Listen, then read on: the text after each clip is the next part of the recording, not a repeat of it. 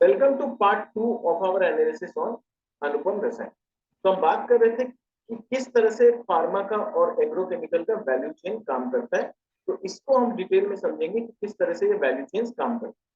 तो फार्मा का अगर वैल्यू चेन देखें तो फार्मा का वैल्यू चेन क्या है कि स्टार्टिंग मटेरियल, उससे बनता है इंटरमीडिएट्स, इंटरमीडिएट से बनाए जाते हैं एपीआई और एपीआई से बनता है फॉर्मुलेशन। कभी कभी इंटरमीडिएट्स के बाद एडवांस्ड इंटरमीडिएट्स भी बनाए जाते हैं कुछ कुछ प्रोडक्ट के लिए। और अगर हम एग्रोकेमिकल का बात करें तो की स्टार्टिंग मटेरियल से बनाए जाते हैं इंटरमीडिएट्स और इंटरमीडिएट से बनता है एक्टिव इंग्रेडिएंट।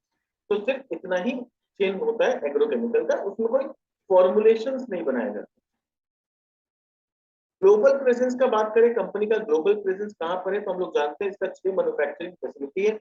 क्लाइंट, इनके पास 70 से ज्यादा क्लाइंट है ग्लोबली।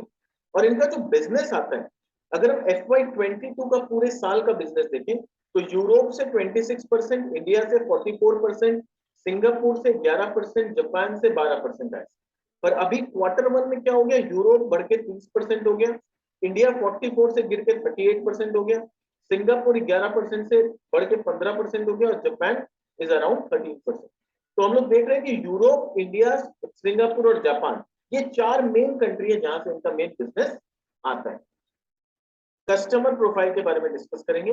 तो कस्टमर्स हम देख सकते हैं कि इनके पास टॉप ग्लोबल क्लाइंट्स है, जैसे सिंजेंटा हो गया, सुमिटोमो केमिकल हो गया, यूपीएल हो गया। और टॉप 10 कस्टमर्स इनके पास कितने रेवेन्यू आते हैं, FY22 में 80% ऑफ द रेवेन्यू इनके पास टॉप 10 कस्टमर्स आए थे, जो क्वार्टर 1 में बढ़ के 93% हो गए।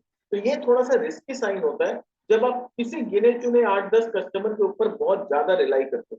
और ये सबसे बड़ा रिस्क फैक्टर हो जाता है कंपनी के लिए कि आप टॉप 10 कस्टमर से ही आपका ऑलमोस्ट 93% रेवेन्यू आ रहा है। कल को अगर इन कस्टमर के साथ किसी भी तरह का डील कैंसिल हो जाता है, एग्रीमेंट ब्रेक हो जाता है, तो आपके बिजनेस को काफी डाउनसाइड देखने मिल सकता है। ठीक है, तो ये एक थोड़ा सा रिस्क फैक्टर है कि कस्टमर कंसंट्रेशन जो रिस्क बोलते हैं, that is very high.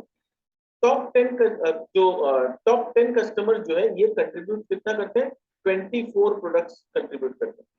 For the key customer company have long term contracts in range of 2 to 5 years। तो बोल रहे हैं जो की कस्टमर्स है मेरे, उसके साथ हमारा 2 से 5 साल तक का लॉन्ग टर्म कॉन्ट्रैक्ट किया हुआ। अब यहाँ पर इनको एडवांटेज क्या है, इनके पास लॉन्ग स्टैंडिंग रिलेशनशिप है क्लाइंट्स के साथ, स्ट्रिंजेंट कस्टमर ऑडिट होता है, अप्रूवल का रिक्वायरमेंट चाहिए होता है। ये सब मैं नहीं बोलना चाह रहे कि जब भी यूपीएल, सुमिटोमो ऐसे ही किसी को अपना काम नहीं देती, बहुत सारा चेक करने के बाद, सब कुछ रिसर्च होने के बाद, अप्रूवल्स मिलने के बाद इनको काम मिलता है। तो जल्दी से ये कॉन्ट्रैक्ट टूट जाए आसानी से, ये बहुत कम chances. Dealing with top MNC around the globe, expertise in executing complex chemistry, company के पास कंप्लीट एक्सपर्टाइज है कॉम्प्लेक्स केमिस्ट्री को एग्जीक्यूट करने का। They are focused on cornering higher wallet share in client, फिर they are focusing on becoming the preferred partner for top clients for all current as well as future product addition. ये बोल रहे हैं हम top client के साथ काम करते हैं और हम लोग पूरा कोशिश करते हैं कि वो अभी जितना प्रोडक्ट बना रहे हैं और फ्यूचर में भी जो प्रोडक्ट डेवलप करेंगे उसका मैन्युफैक्चरिंग हम लोग से करवाएं। मतलब उसका जो इंग्रेडिएंट्स है, उसका जो इंटरमीडिएट है, उसका रिक्वायरमेंट हम लोग उनको बना के दें। लॉन्ग टर्म कॉन्ट्रैक्ट ये लोग करके रखे हैं 2 से 5 साल का। Long term contract enhance visibility operations and helps in planning capex. Evolution company का किस तरह से हुआ, the company was formed as partnership form as Anupam Rasayan. देखिए पहले स्टार्ट कैसे हुई थी, as a partnership form. Started supplying sorry then they started supplying antibacterial products to European customer. तो सबसे पहले ये लोग एंटीबैक्टीरियल प्रोडक्ट्स सप्लाई करना चालू किया अपने यूरोपियन कस्टमर्स। फिर 2010 में they have started supplying speciality chemicals to Syngenta. 2014 में इन्होंने क्या किया, कमर्शियल यूनिट लगाया, यूनिट नंबर 4, ठीक है, गुजरात में। फिर 2016 में they were awarded the green innovation award by cornering reactor technology. 2017 में they have started supplying speciality chemicals to Sumitomo chemicals in Japan. तो जापान में इनका बिजनेस 2017 से चालू हुआ, वहां से कंपनी में धीरे धीरे ग्रोथ नजर आया। 2019 में उन्होंने कमर्शियलाइज यूनिट 5 चालू किया एंड यूनिट 6 चालू किया। 2020 में उनको DSIR से रजिस्ट्रेशन मिला R&D सेंटर के लिए यूनिट 6 में, and they started working with UPL limited. तो 2020 में यूपीएल के साथ भी इन्होंने काम करना चालू किया। 2021 में they started working with Adama, listed in BSE and NSE in March 2021, and they commissioned solar power plant in Bharuch. तो यहाँ पर एक सोलर पावर प्लांट लगा। अब 2021 में इन्होंने क्या किया? They have acquired 26% stake and management control in Tanfec Industry. तो Tanfec Industry में इन्होंने 26% शेयर खरीदा है आदित्य बिरला ग्रुप से। Tanfec का एक्विजिशन का डिटेल समझो। डील क्या था? Anupam Rasayan will acquire up to 51% stake, जहां 25% ये लोग आदित्य बिरला ग्रुप से लेंगे 148 करोड़ में, और बाद बाकी 26% ये लोग पब्लिक शेयर होल्डर से खरीदेंगे, जहां ये लोग 154 करोड़ रुपया ऑल टुगेदर पेमेंट करेंगे। और ये पूरा जो पैसा आएगा ये लोग कहां से फंड करेंगे? डेट से। तो यही वजह है जो हम लोगों ने देखा कि इनका डेट काफी बढ़ गया। फिर टेनफेक का फाइनेंशियल कंडीशन क्या है, या कितना रेवेन्यू जनरेट करके देती है टेनफेक? तो 9 मंथ्स FY22 में इनका रेवेन्यू 253 करोड़ था, ठीक है, एबिटा 65 करोड़ का था, पैट 46 करोड़ का, और मार्केट कैप 628 करोड़ का मार्केट कैप था। टेनफेक क्या काम करती है, किस चीज में स्पेशलाइज्ड है, और क्यों इन्होंने टेनफेक का एक्विजिशन किया, इसके पीछे का रैशनल समझो। तो टेनफेक इंडस्ट्रीज 1972 में इनकॉर्पोरेट हुई थी, is a speciality fluorine chemical manufacturer. तो इंपॉर्टेंट है कि स्पेशलिटी फ्लोरीन केमिस्ट्री में इन्वॉल्व है, यानी फ्लोरीन केमिस्ट्री, जैसे हम लोग गुजरात फ्लोरोकेमिकल्स का हम लोगों ने एनालिसिस किया था, अगर आप नहीं देखे तो आप हमारे मैं आई बटन में लगा दूंगा, आप जाके देख सकते हैं। हम लोगों ने गुजरात फ्लोरोकेमिकल का जब स्टडी किया तो उसमें काफी डीपली समझाया है कि फ्लोरीन केमिस्ट्री क्या होता है और उसका क्यों आगे चल के काफी ग्रोथ होगा। तो ये लोग भी एक्विजिशन किए टेनफेक का, जो कि स्पेशलिटी फ्लोरीन केमिकल बनाते हैं। They are the leading manufacturer of hydrochloric acid. ये हाइड्रोक्लोरिक नहीं होना चाहिए, हाइड्रोक्लोरिक होना चाहिए, हाइड्रोजन क्लोराइड का प्रोड्यूसर है, and organic and inorganic fluorine. और ये लोग ऑर्गेनिक और इनऑर्गेनिक फ्लोरीन बेस्ड प्रोडक्ट बनाते हैं, जैसे एल्यूमिनियम फ्लोराइड हो गया, सोडियम सिलिकॉन फ्लोराइड हो गया, पोटेशियम फ्लोराइड हो गया, सल्फ्यूरिक एसिड हो गया। ये सारे प्रोडक्ट ये लोग फ्लोरीन रिलेटेड ये सारे प्रोडक्ट टेनफेक बनाते हैं। Company has a manufacturing unit at Cuddalore. तो कुडालोर तमिलनाडु में इनका मैन्युफैक्चरिंग फैसिलिटी है, which is spread across 60 एकड़, 60 एकड़ की जमीन में ये फैसिलिटी फैला हुआ है, and it is strategically located adjacent to Cuddalore port. और पोर्ट के बगल में होने से सामान को इंपोर्ट करना या एक्सपोर्ट करना काफी आसान हो जाता है। क्यों इन्होंने इसको अक्वायर किया? ये बोल रहे हैं कि expansion of product series under fluorine chemistry. तो आगे चल के ये लोग क्या करेंगे?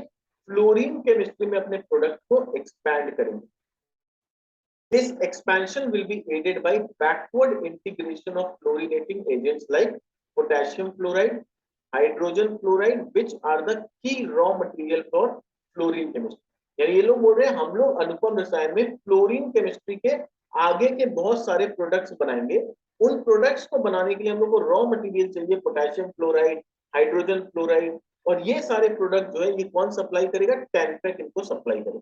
यानी अनुपम रसायन जो है उसको अपने आप को बैकवर्ड इंटीग्रेट करने के लिए टेनफेक को अक्वायर किया है। टेनफेक से इनको क्या मिलेगा? रॉ मटेरियल मिलेगा। उस रॉ मटेरियल से ये लोग आगे फ्लोरीन के बहुत सारे प्रोडक्ट्स लॉन्च करने वाले। And highly experienced technical team Tanfac के पास है। They are appointed to manage the operations of टेनफेक।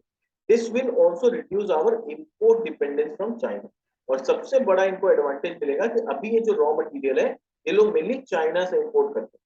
तो टेनफेक को एक्वायर करने के बाद रॉ मटेरियल सारा टेनफेक से आने लगेगा, तो चाइना पे इनका डिपेंडेंसी कम हो जाएगा। Expanding product series under fluorination chemistry. So with sufficient availability of potassium fluoride and hydrogen fluoride, Anupam plans to add further fluorination derivatives in the existing product portfolio. Anupam has been working on developing new products in last 5 years, which can now be commercialized. तो बोल रहे हम लोग already बहुत सारे products को develop किए हैं पिछले 5 सालों में, उसको मे भी अभी तक उतना हम लोग कमर्शियलाइज नहीं कर पाए हैं because of lack of availability of raw material. हमारे पास उतने रॉ मटेरियल नहीं है, पर अब टेनफेक से जब हमको रॉ मटेरियल मिलने लगेगा, वो प्रोडक्ट जिस पे हम लोगों ने पिछले 5 साल से रिसर्च कर रखा है उसको हम एकदम फास्ट मार्केट में कमर्शियलाइज करेंगे। Anupam will further make investment to make advanced intermediate as 50% of the land is available for expansion with all registration and permission। बोल रहे हम लोग का 50% लैंड ऐसे ही पड़ा हुआ है, उसमें सारे रजिस्ट्रेशन लिए हुए हैं, सारे परमिशन लिए हुए हैं, तो वहां पर हम इन्वेस्टमेंट करके एडवांस्ड इंटरमीडिएट्स को और भी ज्यादा ग्रो करेंगे। Anupam will also strengthen the Tanfac team. बोल रहे सिर्फ ऐसा नहीं कि हम लोग अनुपम को स्ट्रेंथन करेंगे, हम लोग टेनफेक्ट को भी स्ट्रेंथन करेंगे by adding highly experienced professionals in R&D and plant level. Anupam will add new polymers. बोल रहे और हम लोग क्या क्या करेंगे, नए नए पॉलीमर्स लेके आएंगे, न्यू पॉलीमर इंटरमीडिएट्स मेनली इन फ्लोरो इलास्टोमर्स, यानी फ्लोरो इलास्टोमर्स एंड फ्लोरो इलेक्ट्रोलाइट का हम लोग नए नए पॉलीमर लेके आएंगे, जिसका एप्लीकेशन किसमें होगा, पॉलीमर्स में और सेमी कंडक्टर्स बनाने में, as well as photoresist polymer बनाने में। तो ऐसा ये लोग प्रोडक्ट लॉन्च करेंगे जो पॉलीमर में काम आएगा, सेमीकंडक्टर बनाने में काम आएगा और फोटो रेजिस्ट पॉलीमर में काम आएगा। तो अब गुजरात फ्लोरो का मैं बोलूंगा, आप वीडियो जरूर देखिएगा, मैं आई बटन में भी लगा दूंगा, डिस्क्रिप्शन बॉक्स में भी लिंक लगा दूंगा, तब आपको एक्चुअली समझ में आएगा कि फ्लोरीन में कितना बड़ा स्कोप है और क्यों ये कंपनी इतना एग्रेसिव एक्विजिशन की है फ्लोरीन में अपने आप को एक्सपैंड करने। तो पूरा वैल्यू चेन का बात करें तो की बेसिक मटेरियल, जो की रॉ मटेरियल है, वो इनको टेनफेक्ट से मिल जाएगा। इंटरमीडिएट से लोग खुद बनाते हैं, और एडवांस इंटरमीडिएट जो है अनुपम भी बनाता है, टेनफेक्ट भी बनाता है, एंड एडवांस इंग्रेडिएंट जो एंड प्रोडक्ट है वो अनुपम तो बनाता है। यानी कंप्लीट वैल्यू चेन में इनका प्रेजेंस और इनका कंट्रोल हो जाएगा, तो इनको किसी भी तरह से चाइना पे डिपेंडेंट नहीं होना पड़ेगा। लॉन्ग टर्म कॉन्ट्रैक्ट्स इन्होंने कहां कहां पर कब कब किए, तो यहाँ इंटरेस्टिंग चीज है कि इनको लॉन्ग टर्म कॉन्ट्रैक्ट्स कहां पर मिले। दिसंबर 15 2021 को अनुपम रसायन, one of the India's leading custom synthesis and speciality chemical player, has signed long term binding contract worth 135 crore with Japanese multinational। तो जापानीज मल्टीनेशनल के साथ एक 135 करोड़ का लॉन्ग टर्म कॉन्ट्रैक्ट उन्होंने साइन किया, supplying an existing life science related speciality chemicals. फिर सूरत सितंबर 28 2021 को भी इन्होंने एक लॉन्ग टर्म अग्रीमेंट किया है। They have signed a letter of intent worth rupees 145 crore with existing long-term European multinational customer, which is one of the top 10 multinational company across the globe for supplying new life science related active ingredients। तो life science related active ingredients को supply करने के लिए इन्होंने 145 करोड़ का long term agreement किसी European multinational customer के साथ किया है, उसका नाम ये लोग डिस्क्लोज नहीं करना चाहते। मैनेजमेंट का कमेंट्री क्वार्टर 1 के रिजल्ट के बाद क्या है, तो मैनेजमेंट का बोलना है, I am happy to inform that we delivered a robust growth in Q1 FY23 against the backdrop of uncertain global environment। यानी ग्रोथ का बात कर रहे हैं year on year, quarter on quarter देखेंगे तो इट इज मोर और less flat, कोई खास ग्रोथ नहीं है, ईयर ऑन ईयर ग्रोथ है, उसी का बात करें। Our operating revenue grew 31% year on year basis। Our focus on financial prudence and operational fineness has helped us to keep our margins at sustainable level। During the last financial year, our ability to ensure continuous supply to our customer has resulted in customer revising their volume guidance and upward for current financial year। मतलब कि last year इतना दिक्कत था, इतना supply chain में दिक्कत हुआ, इतना रॉ मटेरियल का प्रॉब्लम हुआ, बट फिर भी हमने अपने कस्टमर का सप्लाई रेगुलर रखा, उस वजह से उनका हमारे ऊपर भरोसा बढ़ा और वो हमें अब और बड़ा बड़ा ऑर्डर दे रहे हैं। तो अब मैं अगर समझू कैश फ्लो में जब हमने देखा था कि उनके रिसीवेबल्स बढ़ रहे हैं, इनके इन्वेंट्री काफी बढ़ गए हैं, तो वहां पर मैं हम लोग को वो नेगेटिव लग रहा था, वो नेगेटिव होता भी है, बट यहाँ पर हम समझ सकते हैं कि इनको हो सकता है रॉ मटेरियल का सप्लाई नहीं मिल रहा था, प्रॉपर सप्लाई नहीं आ रहा था, तो कस्टमर्स के ऑर्डर को फुलफिल करने के लिए हो सकता है इन्होंने काफी इन्वेंट्री पहले से अपने पास स्टॉक कर लिया होगा, और इतना इन्वेंट्री ये स्टॉक कर लिए, यही वजह है कि इनको सप्लाई करने में कोई दिक्कत नहीं है। इंपॉर्टेंट ये है कि हम लोग को आगे चल के देखना होगा, जो ट्रेड रिसीवेबल इतना ज्यादा इनके पास हो गया ना, वो आगे चल के कम होता है कि नहीं। हो सकता है कि इनका मेन जो बिक्री हुआ होगा वो मार्च के आसपास, वो फोर्थ क्वार्टर में हुआ होगा, जिससे ट्रेड रिसीवेबल का अभी तक पेमेंट नहीं आया, तो मार्च के बुक में वो ट्रेड रिसीवेबल बहुत हाई दिख रहा है। बट आई एम एक्सपेक्टिंग कि जब नेक्स्ट हाफ ईयर का जो कैश फ्लो आएगा उसमें ट्रेड रिसीवेबल कम हो जाए, उसमें इन्वेंट्री कम हो जाए और बिजनेस फ्लो स्मूथ हो जाए, तब ये कंपनी को मैं मानूंगा कि ये पॉजिटिव डेवलपमेंट। तो अभी हम लोग कुछ जज नहीं कर सकते कि कैश फ्लो फर्स्ट क्वार्टर के रिजल्ट के बाद नहीं आता, कैश फ्लो जो आएगा स्टेटमेंट वो हाफ ईयर के बाद आएगा। तो हाफ ईयर के बाद ये देखना इंटरेस्टिंग होगा कि क्या इनका डेटर्स कम हुआ है, क्या इनके इन्वेंट्रीज कम हुए हैं कि नहीं, तो वो चीज हम लोग को ट्रैक करना पड़ेगा जब हाफ ईयरली रिजल्ट इनका आएगा। टेनफैक इंटीग्रेशन इज प्रोग्रेसिंग स्मूथली, बोल रहे टेनफैक के साथ हम लोग का जो इंटीग्रेशन है वो स्मूथली हो रहा है with successful integration of key areas like finance, IT, HR, and I'm happy to share that we have successfully expanded the capacity of certain Tenfac products. और ऑलरेडी इन्होंने Tenfac के प्रोडक्ट का कुछ प्रोडक्ट का capacity expand कर दिया है और वहां पर प्रोसेस इंप्रूवमेंट भी किया है और डीमॉडुलेशन भी किया है. So overall I believe we have an exciting year ahead of us. We at Anupam are all geared up to deliver strong growth in FY23. तो मैनेजमेंट काफी पॉजिटिव है कि FY23 में इनका एक स्ट्रॉन्ग ग्रोथ आएगा. आईपीओ का बात करें तो FY21 में कंपनी का आईपीओ आया था. 1.35 करोड़ इक्विटी शेयर्स इन्होंने 555 के रेट पे लाया था. 760 करोड़ का ये आईपीओ है. Majority of the funds were utilised towards prepayment of debt. तो जो कंपनी के ऊपर कर्जा था उसको पेमेंट में यूटिलाइज हो गया. अब मैं अपने वैल्यूएशंस का अगर मैं बात करूं तो मुझे जो पूरा पढ़ के जो समझ में आया, जो अच्छा लगा या बुरा लगा, मुझे लगता है अगर कंपनी बुल फेज में FY23 में सब कुछ अच्छा रहा और कोई कंपनी पे दिक्कत नहीं आया तो इनका 25-28% से टॉप लाइन ग्रोथ हो सकता है. They will be able to maintain a margin of 31% जो पिछले 2 क्वार्टर से लोग मेंटेन कर रहे हैं और वहां पर इनका प्राइस हो सकता है अगर सब कुछ अच्छा रहा तो 1300 रुपए तक जा सकता है. नॉर्मल सर्कमस्टेंसेस में बात करूं अगर 25% का सिर्फ टॉप लाइन ग्रोथ होता है, अभी तो टेनफैक का ग्रोथ आना बाकी है तो टेनफैक के थ्रू भी इनका ग्रोथ और बढ़ेगा. आई एम टेकिंग अगर 25% का टॉप लाइन ग्रोथ होता है विथ मार्जिन ऑफ 29% तो इनका जो प्राइस जा सकता है ये 960 रुपए तक ऊपर जा सकता है. और अगर बियर फेज हो गया, अगर लड़ाई वड़ाई छिड़ गया, सप्लाई चेन पूरा ब्रेक हो गया, सब कुछ खराब हो गया तो हो सकता है सिर्फ 20% का टॉप लाइन ग्रोथ आए, मार्जिन भी इनका 28% या उससे भी थोड़ा सा डाउन हो जाए और ये नीचे गिर के 670 रुपया या 650 तक नीचे गिर के आ सकते हैं. But again this is only for educational purpose. ये किसी भी तरह का रिकमेंडेशन नहीं है. मैं चाहूंगा कि अगर आप इसमें इन्वेस्ट करना का मन बना रहे हैं या चाहते हैं इसमें इन्वेस्ट करना, आप अपने फाइनेंशियल एडवाइजर से एक बार जरूर कंसल्ट करें. हमारा यहाँ किसी भी तरह से कोई रिकमेंडेशन देने का ऑब्जेक्टिव नहीं है.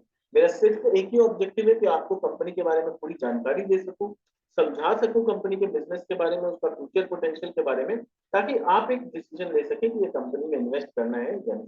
और अगर आपने पार्ट 1 इसका वीडियो नहीं देखा है जहां पर हम लोगों ने स्टार्टिंग से कंपनी को समझाया है तो मैं इसका लिंक आई बटन में डाल दूंगा, डिस्क्रिप्शन बॉक्स में भी लिंक डाल दूंगा. आप पार्ट 1 जरूर देखें.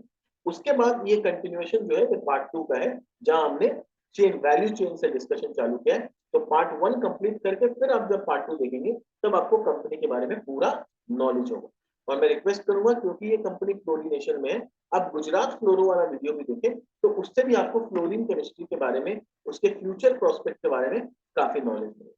तो this was all from my side. जाते जाते एक रिक्वेस्ट करूंगा कि अगर आप हमारे चैनल में नए आए तो हमारे चैनल को जरूर सब्सक्राइब करें और अपने दोस्तों के साथ शेयर करें. बेल बटन जरूर दबा दें ताकि आपको आने वाले नोटिफिकेशन मिलते हैं. हम लोग आगे भी बहुत सारी कंपनी के ऐसे ही इन डेप्थ एनालिसिस करेंगे, उसके बारे में पूरा स्टडी करेंगे एंड ट्रस्ट में आपको बहुत नॉलेज मिलेगा. आप हमारे हमारे साथ वीडियो में बने रहेंगे और पूरा वीडियो अच्छा से देखेंगे. आपको काफी आइडिया होगा इंडस्ट्री के बारे में, बिजनेस के बारे में और आप एक इन्फॉर्म्ड डिसीजन स्टॉक मार्केट में ले सकें. Thank you so much for being with us. मिलते हैं हमारे नेक्स्ट वीडियो में किसी नए कंपनी के साथ. Bye bye.